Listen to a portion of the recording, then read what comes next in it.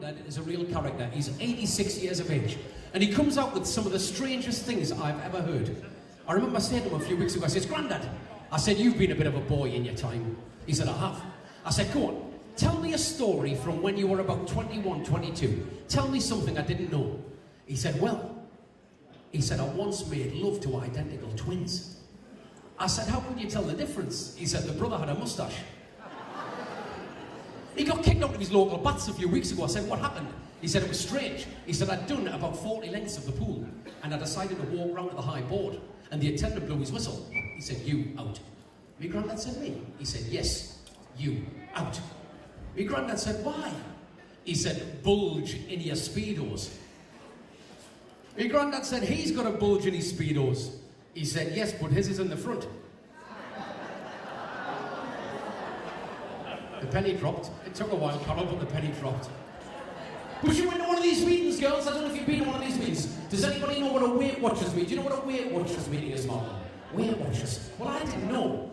And I decided to follow her. So I went there. And I couldn't believe it when I got there. There was about 20 women all sat in a circle like that. Sat in a circle. So I thought I'm going to have a bit of fun. Do you know what I did? I went to the local newsagents and I bought a box of family Maltesers. I bit the end off and I rolled the whole lot into the middle of this circle. It was like the biggest game of hungry hippos you've ever seen in your life. Brilliant. I was in this pub and there was a dog lying on the floor and the dog had its paws over its eyes. I said to the owner, I said, why's the dog got its paws over its eyes?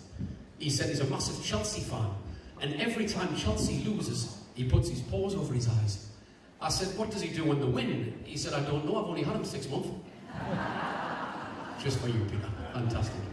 Do we have anybody from Yorkshire? I know we didn't, you might be a little bit shy. Anybody from any Yorkshire folk? Because I love Yorkshire folk, you know. You can always tell where Yorkshire people are. Do you know what they do, Nora? They sit next to the fire escape in case there's a collection. They do. They're brilliant. My mate's from Rotherham. He's great. He went into WH Smith's. He said, excuse me, do you sell bereavement cards? The woman said, yes, we do. He said, you couldn't swap it for this get well soon card, could you? They've got a great sense of humour in Yorkshire, they really have. I'll give you an example of that. I've been fortunate enough to do quite a few ships over the years, and you always know when a Yorkshire person gets on a ship. Do you know why? Because we call them comforts, Nora. Do you know why?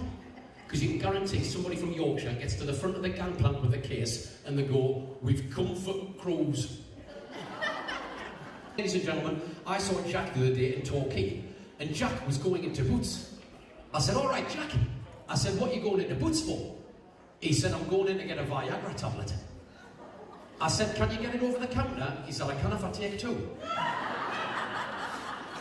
Now, ladies and gentlemen, if you didn't know this, in Brixham, you might know this, Jack, there are 2 women for every man in Brixham. Did you know that, Jack? 2 women for every man. Unfortunately, it's the same 2 women. She's one of them. Around the room today, it does make me a bit sad, because I can't get a girlfriend anywhere. Do you know something? If I sewed castanets onto my pants, I still couldn't click. I wouldn't have a sex life if it wasn't for pickpockets. Desperate. I blame my mum. I remember taking a girl home when I was about 17. My mum said, I don't like her. I said, why not? She said, she's too tall. The next week, I took another girl home. My mum said, I don't like her. I said, why not? She said, she's too short. Next week, I took another girl home. My mum said, I don't like her. I said, why not? She said, our eyes are too close together. I thought, I'm going to fix you. Do you know what I did? The following week, I took a girl home who was identical to my mum when she was 17. My dad didn't like her. What do you do? I went out with a girl from Newcastle, and girls, she broke my heart. She used to work in the Shell garage in Newcastle. She did. Every time I drive past, I fill up. It's nice, isn't it? What's your name, my darling? Lovely to see you, Pamela. Is your other half very romantic with you? Is he nice with you? He's not romantic at all. Are lads in Torquay not romantic, Jack? Hey, I'm very romantic. What's your name, Squire? Malcolm. I'm going to tell you, Malcolm, lads in Newcastle are very romantic. In fact, does he have a little pet name for you, darling? Does he have a little pet name like my little fluffy bunny or anything like that? What does he call you? Horror. Horror?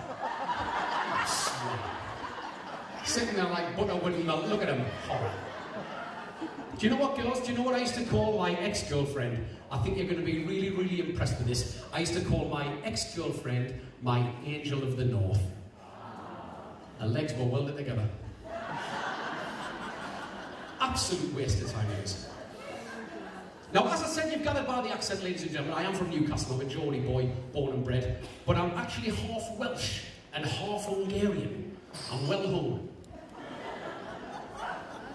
Ladies and gentlemen, I'll tell you, you've cheered me right up to date, by the way. You're such a lovely audience, because I've had a bad few months.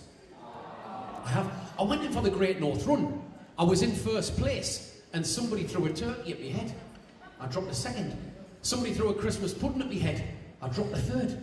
Somebody threw a bottle of sherry. I think I was being hampered.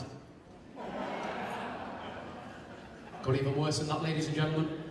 About 3 days ago, I spent 6 hours in accident and emergency. A Dyson ball cleaner isn't what you think it is. I love the Southwest, but my granddad loves the Southwest even more. And I remember he came down here about 5 years ago, and he was driving on the A38, and he got pulled over by a policeman. The policeman said, "Right, I'd like you to blow into this bag." My granddad said, "I can't do that." He said, "Why not?" He said, "I'm an asthmatic. It might set off an asthma attack." He said, "Right, I'd like to take a blood test." My granddad said, "I can't do that." He said, "Why not?" He said, "I'm a haemophiliac. As soon as you put a pinprick into me, I might never stop bleeding."